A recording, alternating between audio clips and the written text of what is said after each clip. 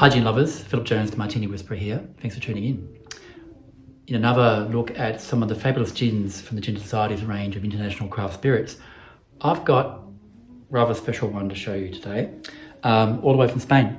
Now, if you're not aware, Spain makes terrific gin, and they've been doing it for a long time, and they've also, their gift to the gin and tonic world is a thing called the copper glass, which is a huge bowl of gin and tonic goodness with lots of little garnishes on top. They've taken gin and tonic to a whole new level. So it may not be the first place you think of when you think of gin, but they've got a very, very proud heritage and a very sophisticated gin industry there to be aware of.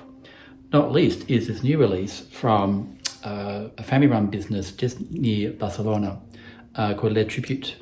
And look at this gorgeous, gorgeous bottle. It's more like a perfume bottle, isn't it, than a gin bottle. It's a little treasure. Precious looking thing, isn't it? Happily, what's inside is even better. But just something you should know about this gin. So I had the pleasure of, courtesy of Gin Society, being at the launch in Sydney last year, and it just really blew me away to the quality of this, but we'll get to that in just a minute. So family-run business, they've been in the pharmaceutical business since the 1830s or thereabouts, and apparently in the 1940s, when the family was moved to distilling and made some great gin, and then their grandsons are the ones responsible for these new releases of gins coming out of Le Tribute. They also make some fabulous little tonic bottles too, which are similarly beautifully packaged as well. So I'm saving this, but beautiful looking tonic bottles, as you agree, gorgeous looking stuff. So they've taken a fair bit of care in the way they've gone about the production of this gin, and it's probably worth knowing a couple of things. So they take 7 distillations to make Le Tribute, each one a different botanical, which is then blended together at the end. So of course you've got your juniper, but you've got lime, kumquat, what else is there? Lemon, pink grapefruit, green grapefruit, tangerine, cardamom, oranges, sweet oranges and lemons, lots of them apparently, lots and lots and lots of them, and lemongrass. And then that's all kind of blended together, and they land at 43% ABV. So not your typical gin, and a very new, very contemporary expression of gin. So fascinating and really, really exciting. So let's have a good look at it, shall we? So let's get past the pretty bottle and open up this thing up. Gorgeous nose.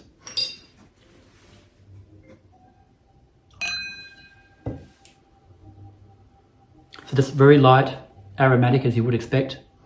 Hints of that, all those citrus and orange notes. Not too dominant, so it's what they call, I said this before, an upper clips, closely woven, and that's a compliment. That means that, again, not one thing's dominant than the other, they all kind of bounce off each other in a very harmonious way. And just to taste, you get your lemongrass, beautiful kind of citrus notes, very, very, again, very bright and clean, not sweet. A little bit of gentle spice at the back. Just all around delicious, quite frankly. That little tangerine's there in the middle, and it sits around and lingers, and it's just gorgeous. So,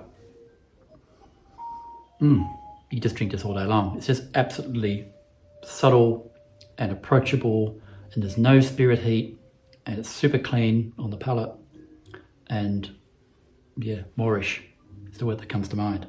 But can you make a martini out of it? Probably could. Let's try. So I've got my mixing glass of ice, good to go, some chilled martini glasses here. And I think it was something as delicate and bright, and just it's really kind of summer in the glass, quite frankly. You want to go very, very gentle with this and not let it take over. So let's do something like very dry. And I'm thinking we could go to Cinzano, but that might be a bit fruity. So let's do the Dolon on the austere French dry vermouth. Keep it all very European. And just put a little bar spoon of it in, just to give it a bit more. Again, I don't want it to take over the cocktail. So vermouth, should always be the bridesmaid, not the bride, as I like to say. And we'll pour in the requisite number of, just count to 6. Like so. Nice and cold. And again, one thing about the martini, talk about stirring and shaking all the rest of it.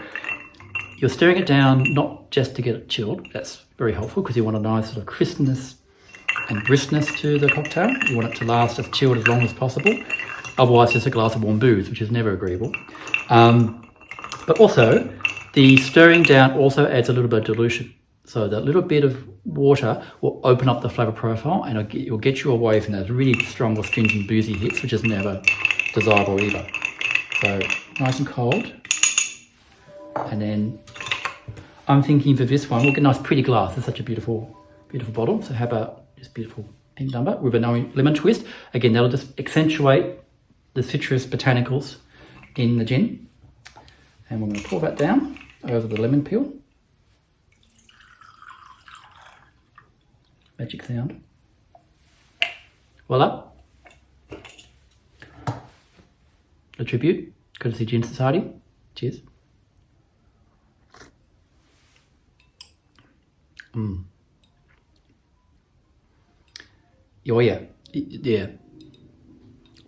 Again, light, delicate, citrus, that kumquat and tangerines coming through, but again, not sickly sweet.